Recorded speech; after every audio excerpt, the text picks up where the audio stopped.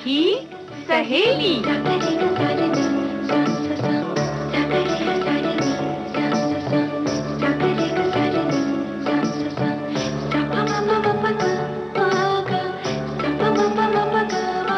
सखी सहेली।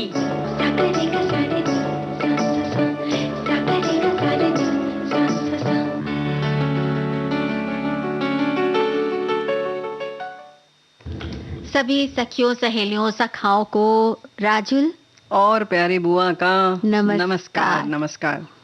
बुआ, हम्म आज ये आपकी टिकुली बहुत सुंदर लग रही है। चाहिए क्या ये बताओ तुम? हाँ, चाहिए तो भाई, बुआ से तो कुछ भी ले सकते हैं। हाँ, यही तो हम कह रहे हैं। हम समझ गए थे कि कुछ तो चाहिए। आते ही ये कार्यक्रम में शुरू हो गया, ये अच्छा लग रहा है। उसके पहले भी बुआ ये बहुत अच्छा है, बुआ ये बहुत अच्छा है, आगे पीछे घूम रही हो तब से तुम। बस तो बुआ के आगे पीछे नहीं घूमेंगे तो और किसके आगे नहीं पीछे नहीं, घूमेंगे? कारण क्या है ये जानना चाह रहे हैं बुआ भाई। कारण तो ये है कि बस कुछ अच्छी अच्छी बातें आज सुनने वाले भी करने वाले हैं और हम लोग भी करने वाले हैं, तो बस थोड़ा सा खुशी हो रही है, उत्साह हो रहा है। मतलब यही होता है ना कि कुछ अच्छी बात होती है तो बिल्कुल नजरिया बदल जाता है। बिल्कुल नजरिया बदल जाता है। नजरिया बदलने से बहुत और भी सारी चीजें बदल जाती हैं। तो भाई ऐसा है कि नजरिया जो है जीवन बदल देता है बहुत हद तक, है ना। तो देखें कैसे बदलता है। मतलब ऐसे नहीं देखेंगे, चेहरे पे मत देखो, हमारे कार्यक्रम में सुनेंगे। हमारे बहुत सारे साथी भी बहुत सारी बातें लिखकर भेज रहे हैं। हाँ। पता है। और ये सब चीजें जो है ना, खास तौर से मित्र मंडली में बड़ी देखी जाती हैं। हाँ, बड़ों की।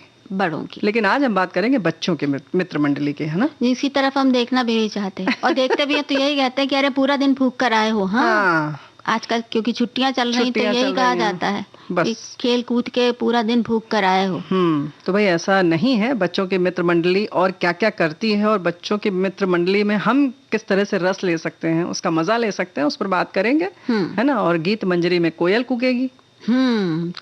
और नुस्खे जो हैं दादी माँ के कमाल के होते हैं। बिल्कुल। तो भाई आजकल जो बहुत तेजी से आ रहा है।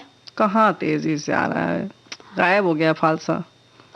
बुआ बहुत कम हो गया भाई, कम हो गया। हाँ, ये तो मानते हैं कि ऐसे थोड़ी तेजी से आ रहा है कि खूब ढेर सारा शरबत पिया जाए। खैर, लेकिन फिर भी उसके जो फायदे हैं उसके बारे में बात करना जरूरी है। जितने भी दिन आ रहा है खा लिया जाए। अरे एक दिन शरबत 1 किलो ला के पी लिया जाए तो क्या बुरा है। ये तो देखना पड़ेगा कि कितना फायदेमंद है, उसी हिसाब से विचार करेंगे।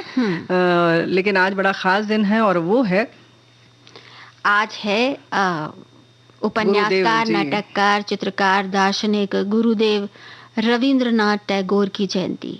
जी हाँ, हिंदी तिथि के अनुसार 7 मई 1861 को कोलकाता में जन्म हुआ। उनकी कविता संग्रह जो है गीतांजलि के जरिए पहली बार भारतीय मनीषा की इस झलक जो है पश्चिमी जगत ने देखी। और सब जानते हैं कि नोबेल पुरस्कार से सम्मानित हुए गुरुदेव। और उनकी जो रचनात्मक यात्रा रही है वो विविध रंगी रही है। मतलब साहित्य की शायद ही कोई ऐसी विधा हो जिसमें उन्होंने ना लिखा हो। बिल्कुल। कविता है, उपन्यास है, गान है, कथा, नाटक, प्रबंध, शिल्प कला, मतलब सभी विधाओं में उनकी रचनाएं विख्यात हैं। और सबसे ज़्यादा मशहूर तो है ही गीतांजलि। इसके अलावा गीताली, गीतिमाल्य, कथा और कहानी, शिशु भोलानाथ, कणिका, क्षणिका, खेया जैसी कई सुप्रसिद्ध रचनाएं हैं। और गोरा उनका कितना प्रसिद्ध उपन्यास है। बहुत प्रसिद्ध। और केवल यही प्रसिद्ध नहीं है बल्कि उन्होंने कई कविताओं का अनुवाद अंग्रेजी में किया। और 1901 में उन्होंने प्रकृति की गोद में पेड़ों, बगीचों और एक लाइब्रेरी के साथ, बहुत प्रसिद्ध है ये शांति निकेतन में जो है, विश्व भारती विश्वविद्यालय की स्थापना की, जिसमें कि बहुत सारे लोग पढ़कर निकले। वहाँ की कहना चाहिए ना कि उस पावन स्थल का उन्होंने कहना चाहिए ना कि उसका पूरा रस चखा। हाँ। और उसका आनंद लिया और वहां से बहुत कुछ चीजें ऊर्जा भी ली। अपनी तरह का अनोखा विद्यालय और अनोखी शिक्षा पद्धति, ये सब गुरुदेव का वो रहा। और क्योंकि वहां पर उन्होंने अपनी कई साहित्यिक कृतियां भी लिखी थी, तो जाहिर है कि एक अलग तरीके का वहाँ माहौल है, अलग तरीके की ऊर्जा है। और अलग तरह के से व्यक्तित्व भी विकसित होता है, ये कहाँ पढ़ने वाले बताते हैं। गुरुदेव की बहुत सी रचनाएं हैं जो जीवन के से जुड़ने का संदेश देती हैं, और गीतांजलि को तो इसी वजह से बहुत सारे जो अंग्रेज रहे हैं साहित्यकार, उन्होंने भी पढ़ा, कुछ ने अंग्रेजी में उसका अनुवाद भी किया, सुविख्यात साहित्यकारों ने। लेकिन खास बात यह है कि उनकी जो बाल रचनाएं हैं, जैसे काबुली वाला हम लोगों ने सुनी थी ना, कितनी सुंदर कहानी थी वो, मिनी की कहानी। तो ऐसी बहुत सारी उनकी बाल रचनाएं जो हैं वो भी मन को बहुत गहराई से छू लेती बुआ। लेकिन एक रचना है जो हम सब सुनते हैं। যদি তোর ডাক শুনে কেউ না আসে তবে একলা চলো রে, যদি তোর ডাক শুনে কেউ না আসে তবে একলা চলো রে, তবে একলা চলো, একলা চলো, একলা চলো, একলা চলো রে, তবে একলা চলো, একলা চলো, একলা চলো, একলা চলো রে।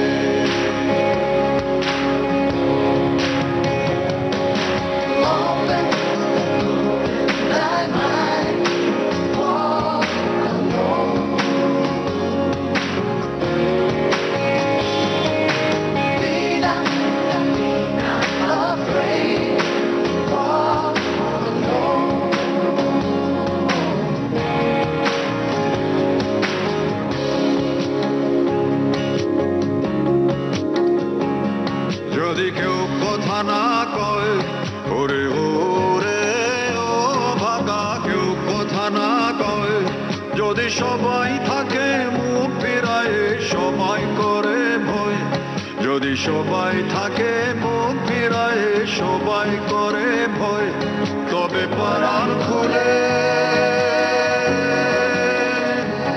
তবে পরাণ খুলে তুই মুখ ফুটে তো মনের কথা একলা বলো রে, ও তুই মুখ ফুটে তোর মনের কথা একলা বলো রে, যদি তোর ডাক শুনে কেউ না আসে তবে একলা চলো রে।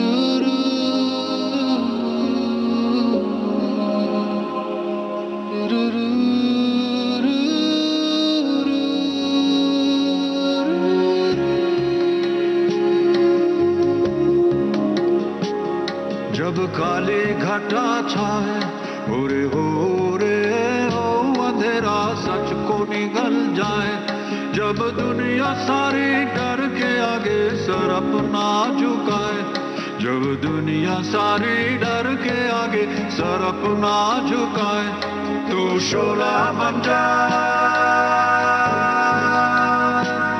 वो शोला बन जा जो खुद जल के जहां रोशन कर दे अगला जलो रे, जो खुद जल के जहां रोशन कर दे अगला जलो रे, যদি তোর ডাক শুনে কেউ না আসে তবে একলা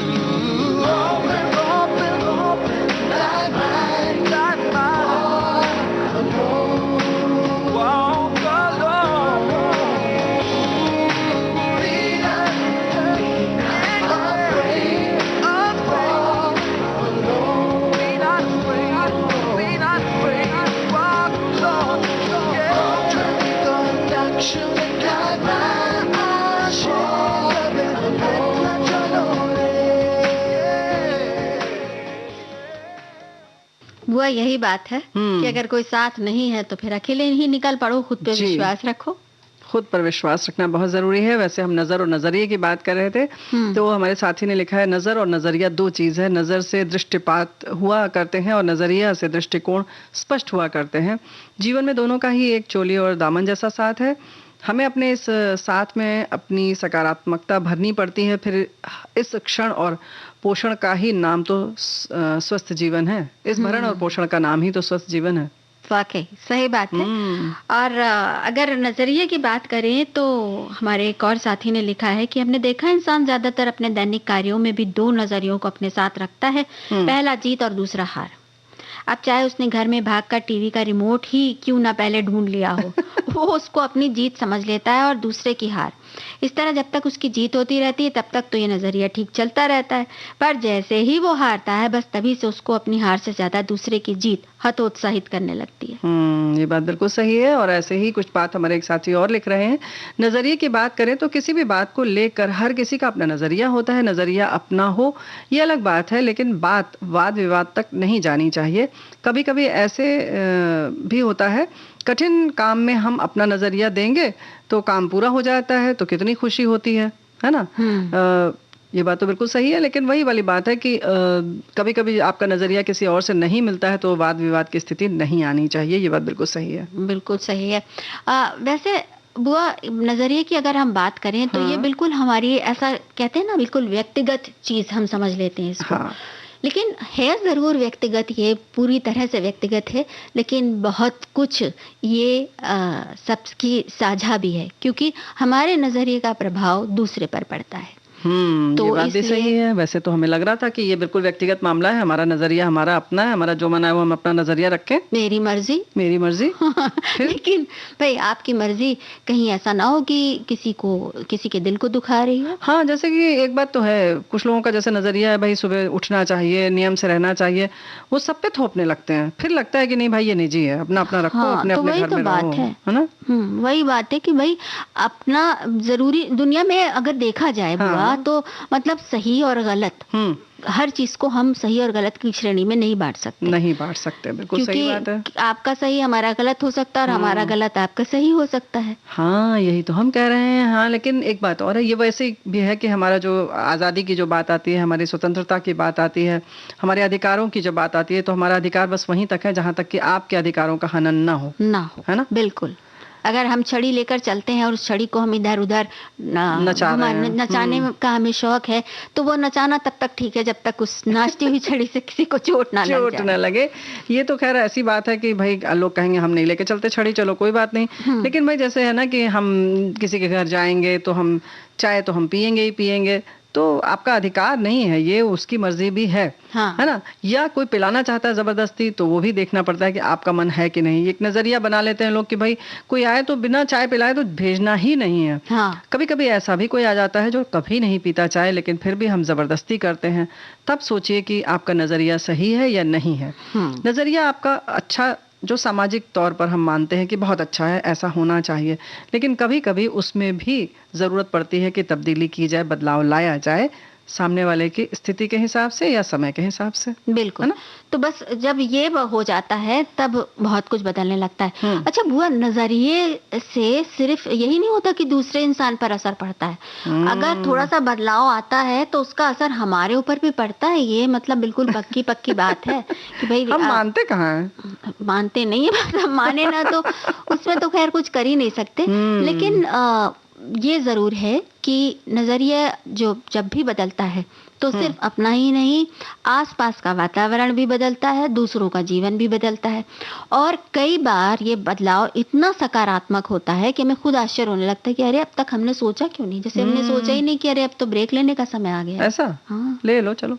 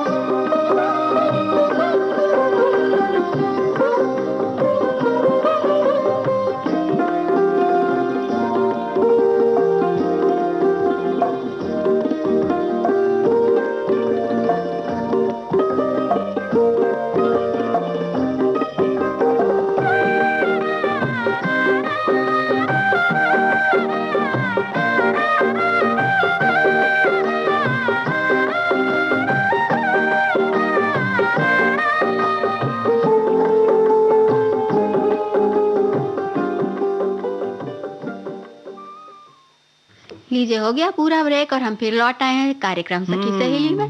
देखो किस नए नजरिए के साथ आए हैं। नजरिया हमारी सफलता और जीवन पर बहुत बड़ा असर डालता है हमारे नजरिए का। और जीवन में आसपास बहुत सारे लोग होंगे जिनका व्यवहार हमें खराब लगेगा, पर नहीं जानते कि उन्होंने ऐसा क्यों किया। यानी कि थोड़ा सा नजरिया अगर बदल लें, अपना दृष्टिकोण बदल लें, ये सोच लें कि इन्होंने ऐसा क्यों किया होगा, तो शायद बहुत कुछ बदल जाए। है ना? बिल्कुल। और ये ना जानना जो है वो कई बार हमें बहुत सारे संशय में, बहुत सारे ऊहापोह में डालता रहता है। फिर अगर हमारे आसपास रहने वाले लोगों को अगर की अपनी एक अलग सोच होती है, अगर हम ये बात सोच लें, वो अपने तरीके से दुनिया को देखते हैं और हम अपने तरीके से देखते हैं। इसमें कुछ गलत या सही तो है नहीं, जैसा कि हमने पहले कहा था, केवल उनका नजरिया अलग है। आप केवल अपने जीवन जीने के तरीकों को चुन सकते हैं और दूसरों को अपनी तरीके से जीने के लिए बाध्य नहीं कर सकते। कोशिश करते तो हैं, भले ही हार जाएं, लेकिन कोशिश करते रहते। और खा लो और पी लो और पी लो। दुलार में भी होता है। दूसरा ये कि भाई मतलब कुछ लोग तो खुद इतनी जबरदस्ती करेंगे कि खा लो और खुद बिल्कुल नहीं खाएंगे, तो वो सारी चीजें बड़ी दिक्कत वाली होती हैं। लेकिन इसमें यही कहा जाएगा कि लोगों को व्यर्थ बदलने का प्रयास न करें, बल्कि खुद देखें कि हमें क्या करना है, क्या नहीं करना है। और ये तो हो गई जैसे कि हम बदलाव की आमतौर पर अपने आसपास की बात कर रहे हैं राजुल बिटिया, लेकिन एक बात और है कि हम अकेले कोई काम कर रहे हैं या पूरे दिन में जो हमारा दिनचर्या है उसमें क्या क्या करते हैं और कैसे कैसे विचार रखते हैं और अपने काम को किस नजरिए से देखते हैं, ये बहुत बहुत जरूरी है। उसमें बदलाव भी बहुत जरूरी है। भले इसमें किसी का हस्तक्षेप नहीं है, हम खुद ही सोच लेते हैं अरे ये काम हमसे हो नहीं पाएगा, लो ये हमने बिगाड़ लिया, या हम तो सुधर ही नहीं सकते, हमारी तो आदत ही खराब है, या हम भूल ही जाते हैं। तो इन सारी चीजों को किनारे रख दीजिए और नए सिरे से सोचिए कि नहीं, कैसे नहीं याद रहेगा, हम इसको दो बार नहीं। वो याद है आपको जो एक तुरंत हमारी तुम वो कर लो, परीक्षा ले लो कि अब याद है कि नहीं। बुआ को देख लें। काकी रहती थी जो हर दिन मतलब जब सर्दियां होती थी तो कहती थी आज तो 2 किलो साग आया है, बनाते बनाते पूरा दिन बीत जाएगा। और रात में जब शाम होती थी तो मतलब वो सच में साग बनाने की थकान उनके चेहरे पे होती थी।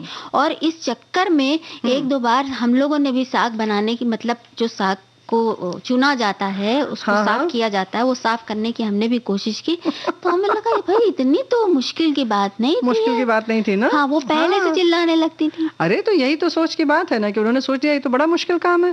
अब लो साग लाओ, फिर उसको छांटो, फिर धो, फिर काटो, फिर उबालो।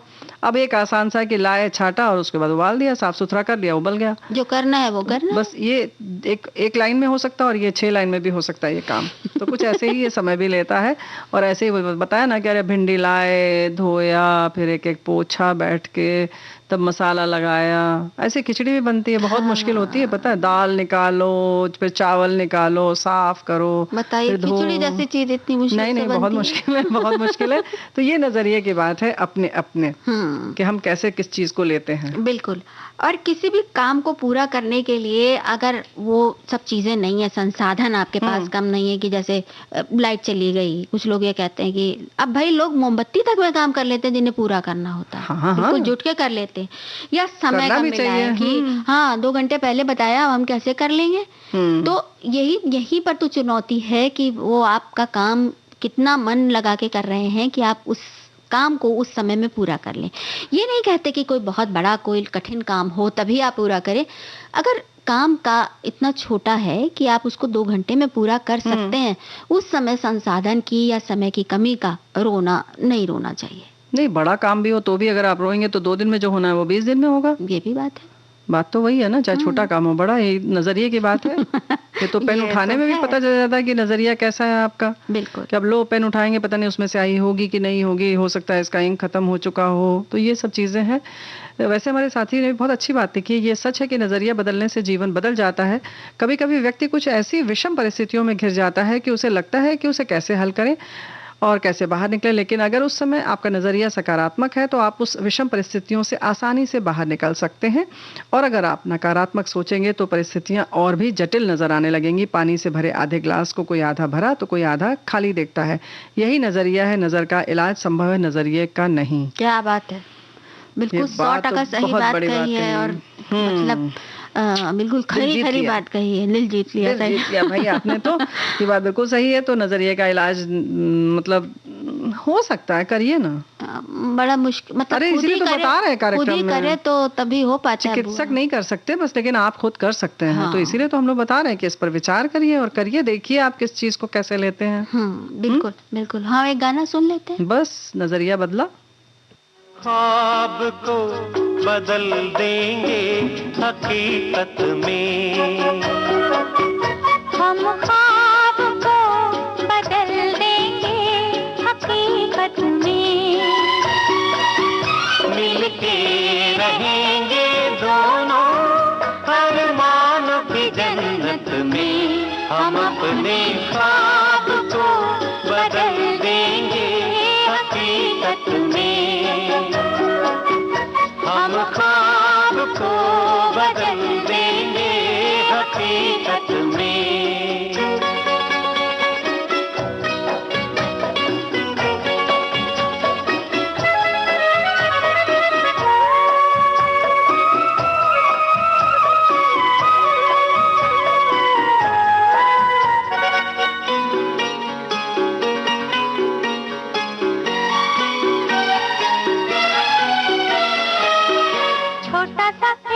घर होगा, हाँ छोटा सा एक घर होगा, और घर में होंगे सांवले खिलौने, हंसते बोलते खिलौने, हम दो हमारे दो, नहीं नहीं मेरे लिए दो तुम्हारे दो, कट जाएगा ये जीवन उन्हीं की हिफाजत में, हम अपने ख्वाब को बदल देंगे हकीकत में, हम ख्वाब को बदल देंगे हकीकत में।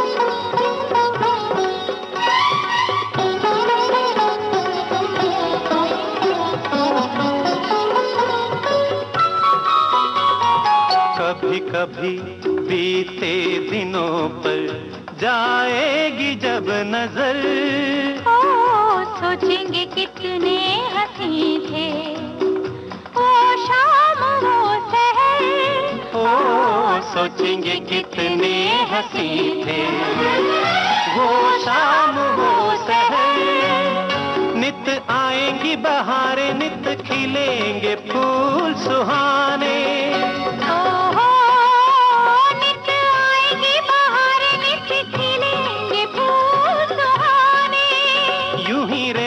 ज़मानों तक खुशियों के ज़माने,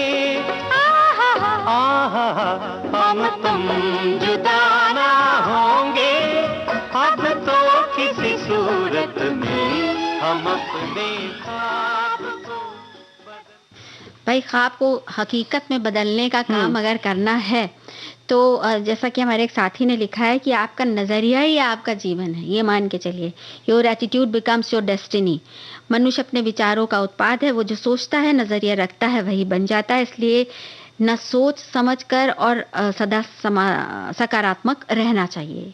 क्या बात है, ये बात बहुत बड़ी इन्होंने कही है। इससे अच्छी एक और बात हमारे एक साथी ये लिख रहे हैं कि स्वास्थ्य के प्रति जो है अपनाया जाने वाले नजरिए के प्रति दृढ़ संकल्प वान होना चाहिए, उसे थोपा हुआ नहीं समझना चाहिए। ये बहुत महत्वपूर्ण है। यानी कि स्वास्थ्य के लिए अगर कोई जैसे परहेज बताया जाए या कुछ हो तो उसके प्रति भी आपका जो नजरिया है वो बड़ा खुशनुमा सा होना चाहिए। लेते हैं, हम सब पी लेते हैं और ये क्या भाई हम परहेज नहीं करेंगे। या जो हमें जैसे अक्सर कुछ चीजें मना हो जाती हैं, अगर कोई खास आपकी ऐसी शारीरिक स्थिति है ना, तो मेडिकल की भाषा में कुछ मना है, मान लीजिए शक्कर खाना मना है, तो अब हम ये देखने लगते हैं कि हम क्या नहीं खा सकते। हाँ। और जबकि ये देखना चाहिए कि हम क्या क्या खा सकते हैं, है ना। और वो ना खाने की वजह से हमें कौन कौन सी समस्याओं से छुटकारा मिल गया। हाँ, ये नहीं देखते।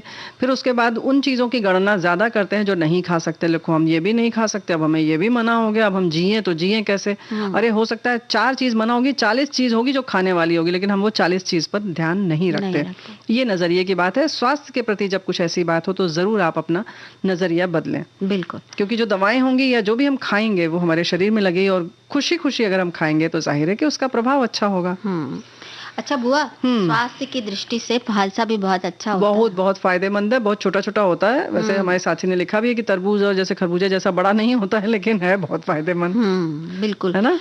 मतलब इस जरा सा जैसे कंचे जैसा, कंचे से भी छोटा होता है ये, लेकिन इसमें हजारों खूबियां होती हैं, और ऐसी ऐसी खूबियां होती हैं कि मतलब आप खाते जाइए और स्वाद लेते जाइए। नहीं तो गिनाते भी जाइए आप क्या क्या खूबियां होती हैं। देखिए गर्मी में आता है। अच्छा। तो मतलब गर्मी के लिए तो वरदान है।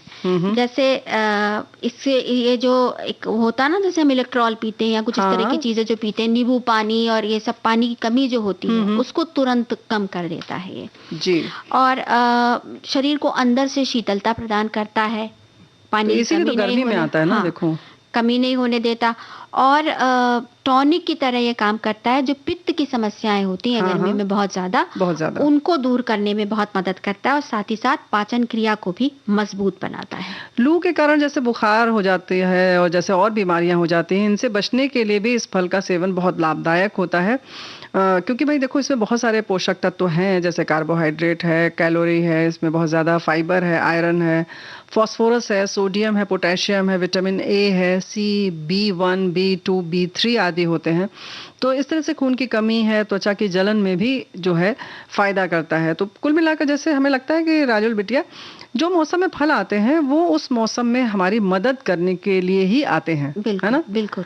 और ये मतलब जो ये फल होते हैं, इनसे उस समय की जो परेशानियां होती हैं वो तो उनका तो बहुत हद तक इलाज हो ही जाता है। हाँ। इसके साथ ही साथ जो बहुत सी हमारे शरीर में बाहर की चीजें इकट्ठा होने लगती हैं, कुछ जैसे मान लीजिए कि बहुत ज्यादा शुगर बढ़ रहा है या बहुत ज्यादा कोलेस्ट्रॉल बढ़ रहा है, इस तरह की चीजों में भी ये जो मौसमी चीजें होती हैं वो हमेशा बहुत फायदेमंद होती हैं। फालसा और जामुन ग्रीष्म ऋतु के प्रमुख फलों में गिने जाते हैं। यद्यपि अपने समकालीन फल तरबूज जैसा वृहद तो नहीं, किंतु अत्यंत ही अलग अल्प होकर भी वृहद गुणों वाला है। संप्रति बहुत ही ज्यादा प्रायः सभी में फैलने वाली बीमारी प्रमेह की एक विशिष्ट औषधि है, इन्होंने बताया है। तो कहते हैं ना कि अगर जैसे बहुत उल्टियां हो रही हो, या अगर आपका पेट थोड़ा गड़बड़ महसूस कर रहे हो, गर्मी में आम बात है ना। बात है, तो ऐसे में फालसे का शरबत बड़ा फायदा करता है। स्वादिष्ट बहुत होता है, बहुत मजे का होता है। जरा सी शक्कर डाल के पियो और खूब ठंडा ठंडा, ऐसा लगता है कि आहा क्या शीतल शीतल चला गया अंदर। तो मतलब उसमें ये भी आप नहीं कि आप उसमें अलग से बर्फ मिलाएं जी, आप ऐसे भी पीजिए, बहुत मजा आएगा। बहुत मजा आएगा। और बहुत सारी चीजें और भी हैं इसकी फायदेमंद। साथी लिख रहे हैं कि गठिया से संबंधित परेशानी को कम करने के लिए इसका प्रयोग किया जाता है। दरअसल फालसा फल में एंटी इन्फ्लेमेटरी गुण होते हैं जो गठिया की वजह से जोड़ों में होने वाली सूजन और दर्द को कम करने में मदद कर सकते हैं। शोध के मुताबिक इसके अर्क में एंटी आर्थराइटिस प्रभाव पाया जाता है, क्योंकि इसमें फ्लेवोनोइड्स ये होते हैं, फोनोलिक, यौगिक और विटामिन सी पाया जाता है। तो वहीं गठिया में जो है ना, फालसा की पेड़ की छाल भी इस्तेमाल में लाई जा सकती है, ऐसा ये लिख रहे हैं। तो वही तो होता है ना कि जो गुणकारी होते हैं उनका एक एक एक एक चीज जो है वो फायदेमंद होती है। सही बात है। तो भाई यही अपना फालसे का भी है। और कहते हैं ना कि देखन में छोटे लगे घाव करे गंभीर, तो घाव नहीं ठीक करे तुरंत ही। सही बात है। ऐसी चीज है ये फालसा। और लेकिन वैसे हमारे एक साथी ने ये भी लिखा है कि पहले बहुत सस्ता आता था, लेकिन आजकल तो इसका जो है ना दाम 7वें आसमान पर है। बुआ अभी ब्रेक का समय हो गया है, ले लो, ये तो सस्ता दाम है। के बारे में फिर सही बात है, बहुत दुखती रग छू दी है इन्होंने तो।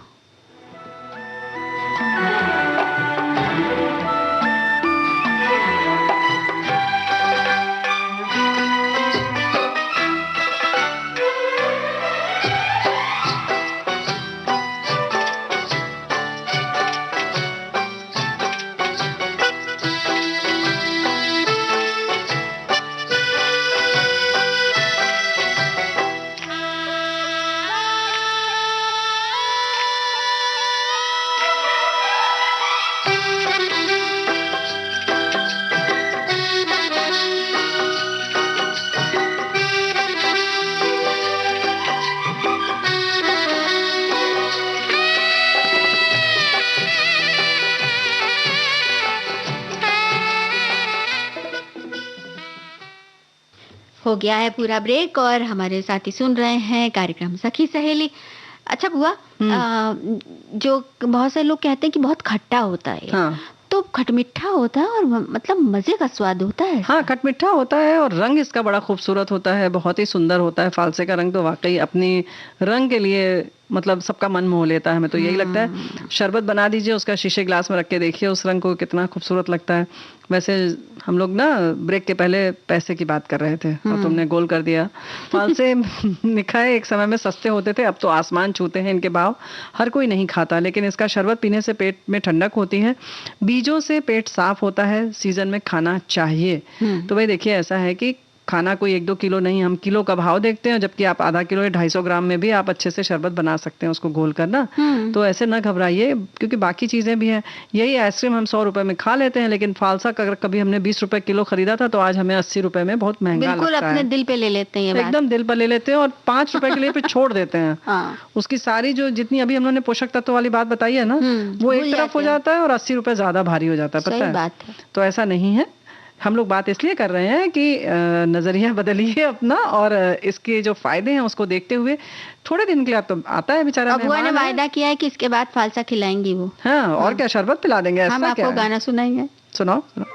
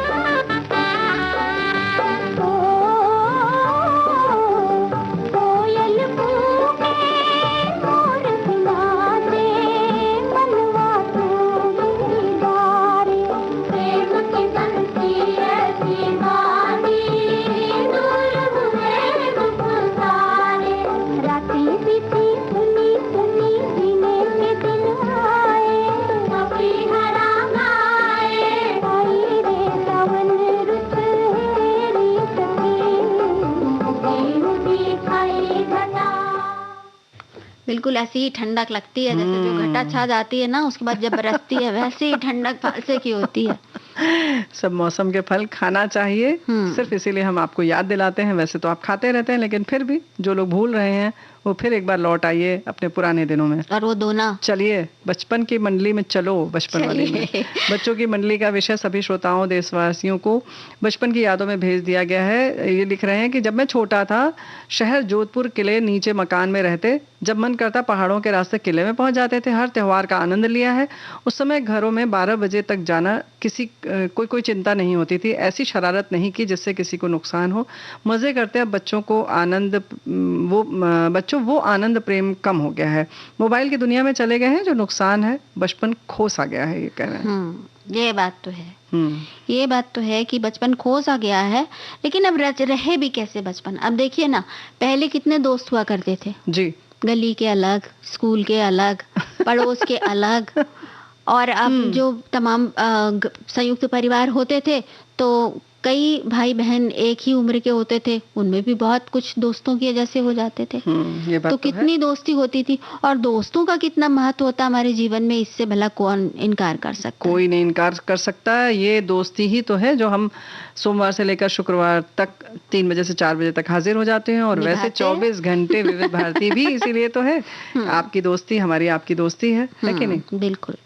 तो भाई ये तो है कि दोस्ती का मतलब हम समझते हैं, लेकिन फिर भी ये बात बहुत खास है कि जो बच्चों का भावनात्मक और नैतिक विकास होता है, उसमें दोस्ती का बहुत महत्व होता है, बहुत ज्यादा। अब ऐसे में बच्चे किससे दोस्ती कर रहे हैं या नहीं कर रहे हैं, इस पे माँ बाप को बहुत ध्यान देना होता है, माता पिता को। अब कुछ माता पिता जैसे कि सोचते हैं कि अच्छा है दोस्तों के चक्कर से दूर रहे, नहीं तो बिगड़ेगा। आमतौर पर यही कहते हैं कि दोस्तों की संगत जो है वो हमेशा गलत रास्ते पर ले जाती है। लेकिन दोस्ती करना अपने आप में एक कला भी होती है। बिल्कुल। अब कुछ बच्चे आसानी से दोस्ती नहीं कर पाते, तो ये भी थोड़ी दिक्कत वाली बात है। फिर उनके लिए पूरी जिंदगी में सामंजस्य स्थापित करना, या कहीं नए उसमें जाकर बात करना, या यहाँ तक कि नौकरी के लिए अगर उन्हें साक्षात्कार भी देना है तो वो हिचकिचाते हैं, यानी किसी का सामना वो नहीं कर पाते। जिनके खूब दोस्त होते हैं वो खूब मगन रहते हैं, बहुत खुले रहते हैं, तो एक आत्मविश्वास भी अलग तरह का होता है उनके में। बिल्कुल बिल्कुल, ये तो है। तो भाई ऐसा है कि दोस्ती के साथ ठीक है कि दोस्त देख दाख के बनाए, लेकिन साथ ही साथ ये भी बात है कि अगर बच्चे की दोस्ती मान लीजिए ऐसा है कि आपको लग रहा है कि अच्छे बुरे की पहचान नहीं होती है, तो ये पहचान उन्हें सिखाई जा सकती है। और सबसे बड़ी बात यह है कि आप अपने बच्चे को जब दूसरों का आदर करना सिखाते हैं, सबसे प्रेम से बोलना सिखाते हैं, अच्छी आदतें बताते हैं, तो फिर वो जो दोस्त बनाता है उनमें उन्हीं आदतों को ढूंढता है और फिर उसी तरह की दोस्ती करता है। तो बहुत कुछ हमारे ऊपर भी निर्भर करता है कि क्या हमने दिया है बच्चे को। और फिर ये भी बात है कि जैसे अगर कोई बच्चा है अलग थलग रहता है, बात नहीं करता, तो उस पर ज़्यादा जोर भी नहीं बनाना चाहिए कि भाई तुम दोस्ती नहीं है, तुम्हारी कोई दोस्त ही नहीं है। तो ये भी थोड़ी मुश्किल की बात है। लेकिन मित्र मंडली अगर बच्चे बनाते हैं और मित्र मंडली है, आप निगाह जरूर रखें, लेकिन इसका मतलब ये नहीं कि उस पर पाबंदियां लगाएं, बल्कि देखें कि बच्चे खुद क्या कर सकते हैं अपने आप और क्या करना चाह रहे हैं। कभी कभी बच्चा आपको वो बात नहीं बता पाता है जो अपनी मित्र मंडली में वो करके दिखा जाता है, तो आप अगर उस पर निगाह रखेंगे, निगाह उस तरीके से नहीं, नकारात्मक ना सोचें, बल्कि ये सोचें कि ये आप उसमें देखने की आप में जिज्ञासा होनी चाहिए कि बच्चा अपने दोस्तों के संग क्या करता है, क्या बातें करता है, उसकी रुचि क्या है, क्योंकि वहां वो ज्यादा खुल कर रहता है। तो ये मित्र मंडली का लाभ ये भी होता है कि आप अपने बच्चे को पहचान सकते हैं कभी-कभी, है ना? बिल्कुल। और ये भी बात है कि पहले दोस्त तो आप खुद ही बन जाइए। हाँ बिल्कुल, क्या बात है। अच्छा, वो बहुत सुंदर सी एक कहानी है, सुनाओ। गीत सुनाओगी पहले, फिर कहोगी हम कहानी सुनाएंगे, हम कुछ और सुनाने जा रहे हैं, आप सुनिए तो। सुनाओ।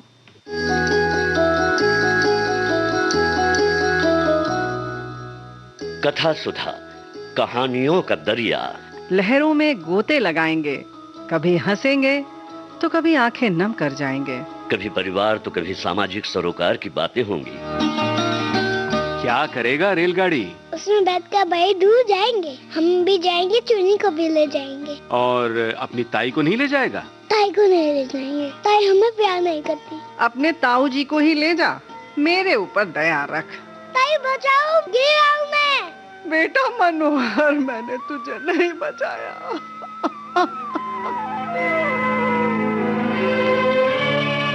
सुनिए ऐसी ही कुछ कहानियाँ हर सोमवार दोपहर 3 बजे कार्यक्रम सखी सहेली में। कथा सुधा।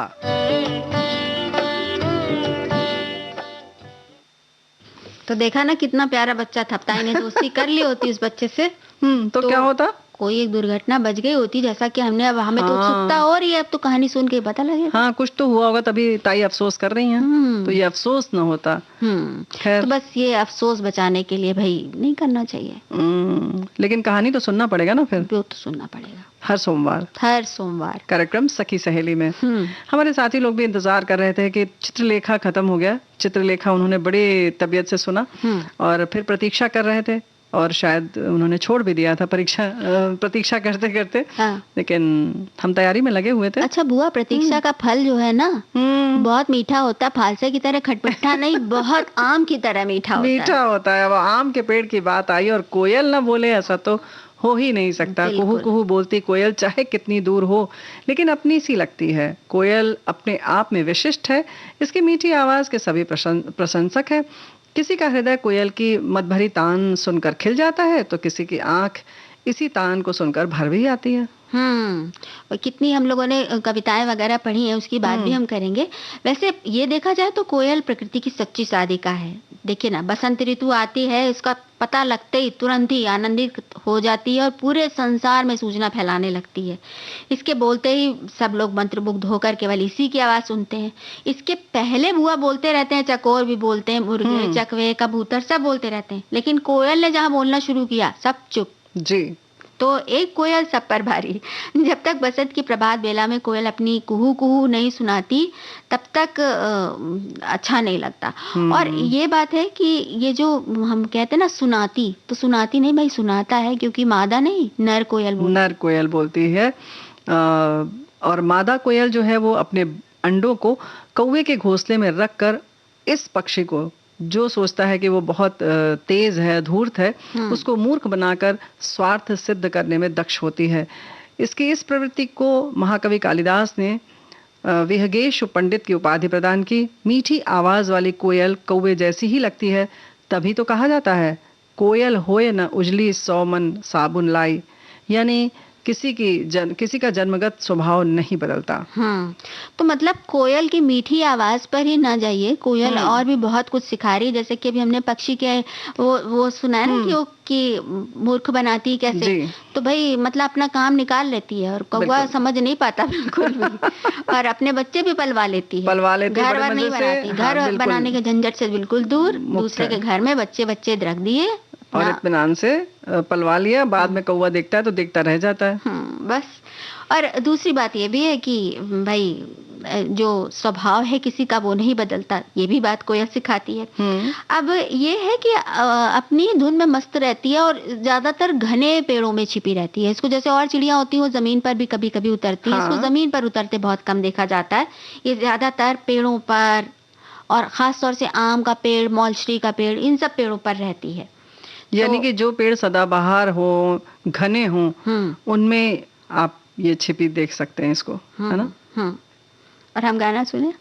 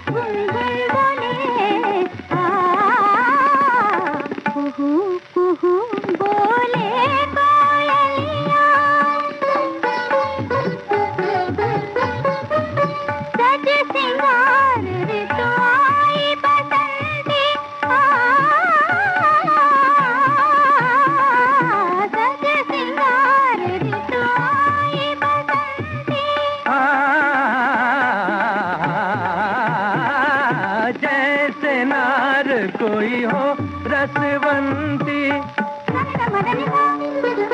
गम गम धनि सा सानी दानी सारे सानी सारे सानी दानी नी सारे नी दानी मादा दा मादा दा मादा सारे गा मदानी जैसे नार कोई हो रसवंती डाली डाली डालियों को तितलियां चूमे फूल फूल पंखड़ियां खोले अमृत घोले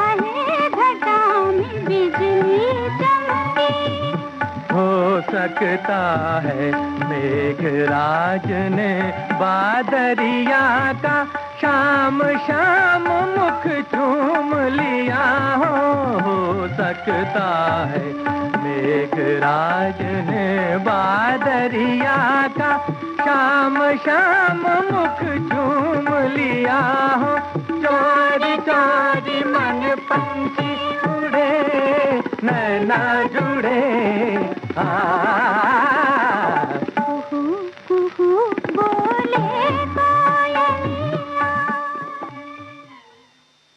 कुहू कुहू बोलती है कोयल, और इस कोयल के लिए इसकी प्रशंसा में हजारों पंक्तियां लिखी जा चुकी हैं।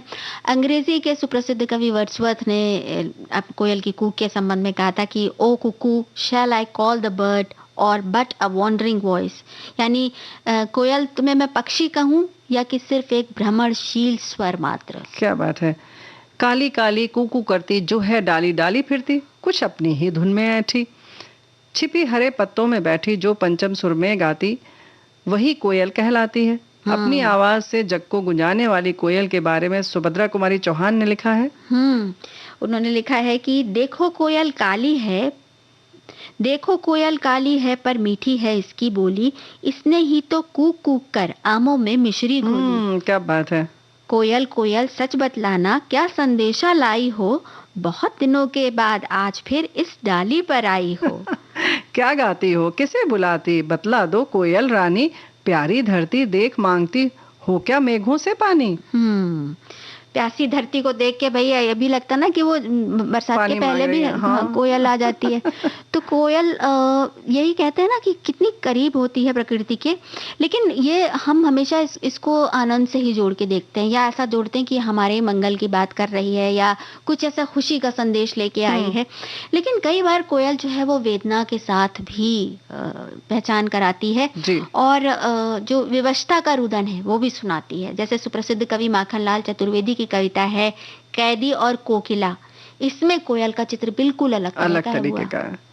क्यों हुक पड़ी वेदना बोझ वाली सी, कोकिल बोलो तो क्या लुटा, मृदुल वैभव की रखवाली सी, कोकिल बोलो तो क्या हुई बावली, अर्धरात्रि को चीखी कोकिल बोलो तो किस दावा नल की ज्वालाएं हैं देखी, कोकिल बोलो तो क्या देख न सकती जंजीरों का गहना, हथकड़ियां क्यों ये ब्रिटिश राज का गहना, कोल्हू का चर्रक चूं जीवन की तान, गिट्टी पर उंगलियों ने लिखे गान, हूँ मोट खींचता लगा पेट पर जुआ, खाली करता हूँ ब्रिटिश अकड़ का कुआं, दिन में करुणा क्यों जगे रुलाने वाली, इसलिए रात में गजब ढा रही आली। इस शांत समय में अंधकार को बेध रो रही क्यों हो, कोकिल बोलो तो चुपचाप मधुर विद्रोह बीज इस भांति बो रही क्यों हो, कोकिल बोलो तो। तो यहाँ पे कोकिल से कैदी का ये संवाद बिल्कुल विरैड़ी अलग तरह से बात करती, तो कोकिल भाई मतलब सबकी हमराज बन जाती है सबके साथ, और जब अम्बा की डाल भी बोलती है तो बिल्कुल अलग ही अंदाज होता है।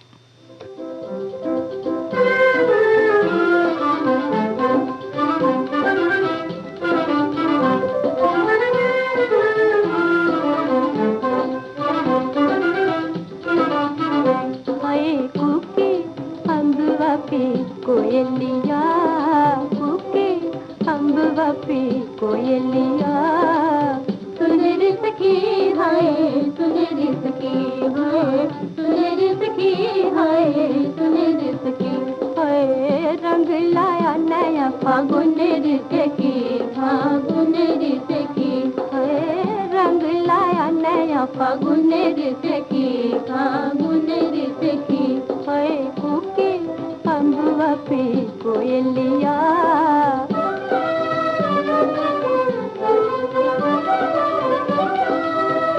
कहीं सरसों सुंदरिया ओढ़े चुनरिया पीले नवेली से झूम रही कहीं केसर की क्यारी पे हो मतवारी हो तितली छबेली से घूम रही कहीं भारों की है गुन गुन रे सखी कहीं भारों की है गुन गुन रे सखी रंग लाया नया फागुन रे सखी फागुन रे सखी हाय कूके अम्बवा पे कोयलिया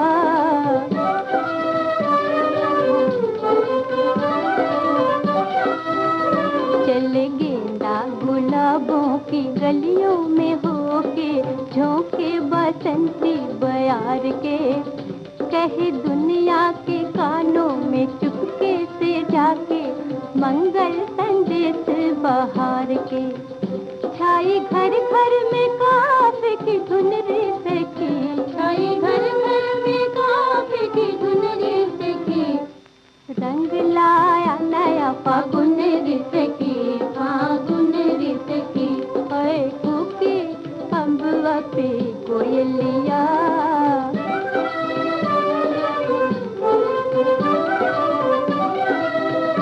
चलो जमुना के तीर पे खेलेंगे होली बांके सांवरिया के संग में अपने रंग में डुबाएंगे आज उसे और हम डूबेंगे उसके रंग में होगी बंसी के संग रुन झुन रे सखी होगी बंसी के संग रुन झुन रे सखी रंग लाया नया फागुन रे सखी फागुन रे सखी हाय रंग लाया नया फागुन रे सखी फागुन रे सखी हाय कूके बहुत सारे बहुत सारे किस्से हैं इससे जुड़े हुए कोयल से कौवे से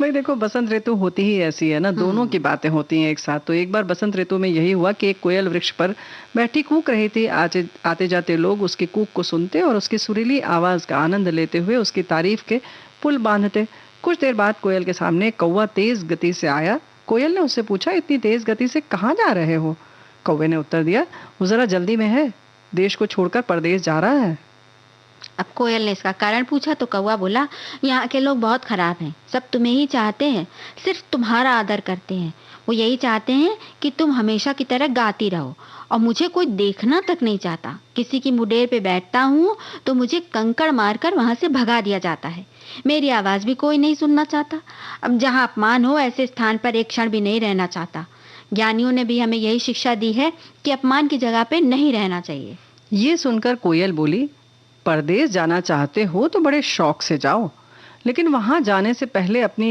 वाणी जरा बदल लेना यदि तुम्हारी वाणी यहाँ जैसी कठोर रही तो परदेश में भी सम्मान नहीं मिलेगा संसार जो है जैसा भी है उसे बदला नहीं जा सकता लेकिन हम अपनी दृष्टि और वाणी को बदल सकते हैं इन दोनों के बदलने से जीवन की दिशा और दशा दोनों बदल जाती है और यहीं से संसार में आनंद और सुख की प्राप्ति शुरू हो जाती है नजरिए वाली बात फिर आ गई बिल्कुल यही तो हम कह रहे हैं लेकिन हम फिर कोयल पे आ जाएंगे कोयल को झारखंड का राज्य पक्षी घोषित किया गया है और इसका स्वर में जो उत्साह है याद है बचपन में हम लोग कितना दौड़ते थे कि कोयल को एक बार देख लें कहाँ से बोल रही है लेकिन देखना मुश्किल हो जाता था कोयल को बिल्कुल तो ये जरूर है कि भगाती बहुत है दौड़ाती बहुत है लेकिन एक बार सुन लो तो इसकी आवाज फिर भूलती नहीं है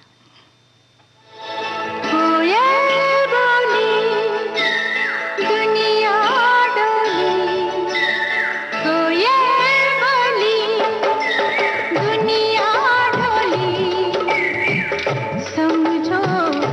दिल की बोली, ओ कोयल बोली, दुनिया डोली, समझो दिल की बोली। दिल दुनिया में फर्क है कितना, तू है कितनी भोली हो। कोयल बोली, दुनिया डोली, समझो दिल की बोली।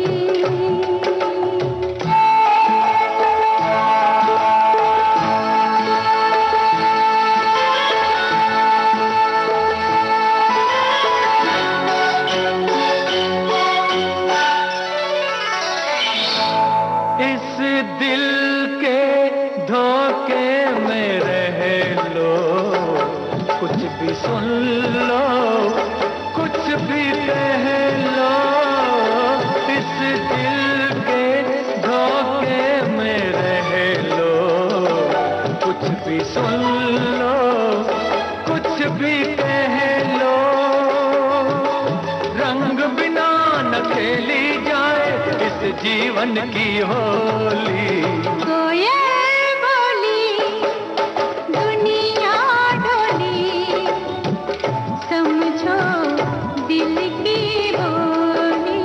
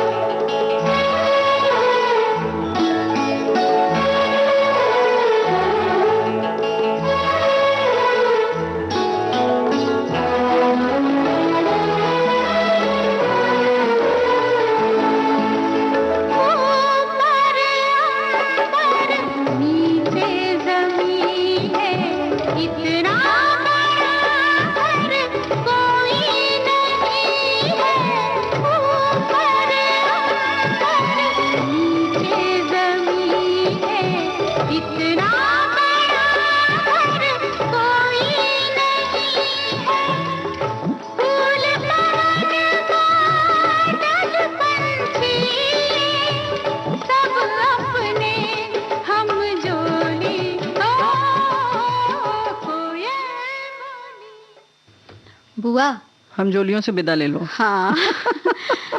तो आप सभी को राजुल और प्यारी बुआ का नमस्कार। नमस्कार।